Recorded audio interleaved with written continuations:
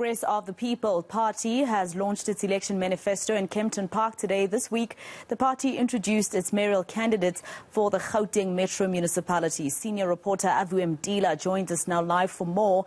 Aviwe, this is obviously sort of a new kid on the block in terms of other areas here in Gauteng and other municipalities. What have they promised the people of Gauteng at that manifesto?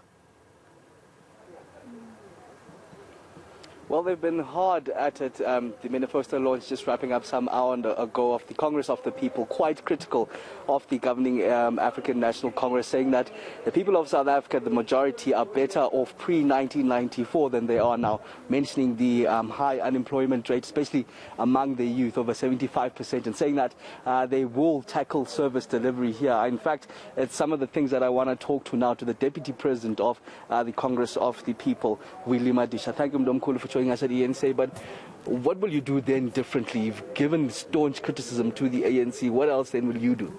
Thank you very much. What we are finding with the present government is that they have not taken the resources which are supposed to create jobs for the people, feed the people, do everything for the people of South Africa.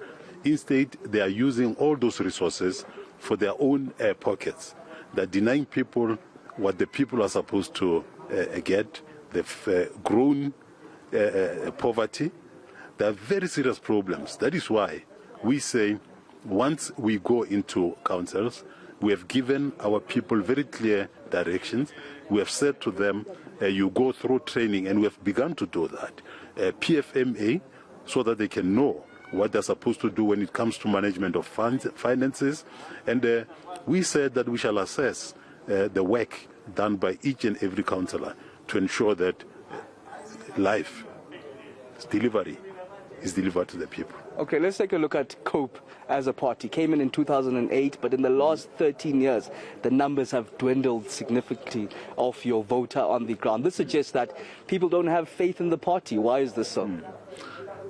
You remember in 2009, when we went to our first elections, we got about 1.4 million people voting for us. And in the second round, we went down. In the third round, we went down. Why? Because of very serious problems within the political party where most of us come from. There were leaders, for example, some who were in political circles. I think the people of South Africa know them. Some of them were premiers, some of them were ministers, some of them were councillors, etc. But some of them, during their time, they stole a lot from government. Now, you admitting to the stealing of government by party members, then why should South Africans have faith in COPE, given the issues that you yourself are pointing out? That is why we kicked them out. And as we so did, the people that followed, those particular people, moved out. And we are very happy that those people have now begun to see the truth and they are coming back. And I must emphasize that those people who moved out, who held very high positions, did so because of the threat from the ruling party, which said you either go and break COPE or you go to jail. I mean, I could give you very many examples of such people. It is known. And some of them were made ambassadors. I mean, even some of us, it is a known fact. We made it public. We're called upon to become ambassadors and so on. And we said, no, we shall stand with the people of South Africa by hook or crook and make sure that which the people of South Africa fought and died for reigns supreme. Okay, as you've gone off for votes going into the 1st of November, what can you tell the people of South Africa over the last 13 years that you've been a political party, that this is what we've done as COPE? What we can say is to agree that, yes, there were problems. We can say one thing that they know, that when we got into Parliament in 2009, we were the third biggest political party at Parliament, after ANC and DA.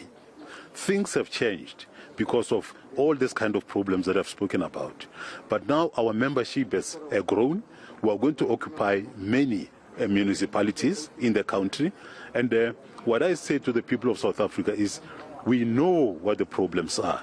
We know what the problems they face. And we are prepared.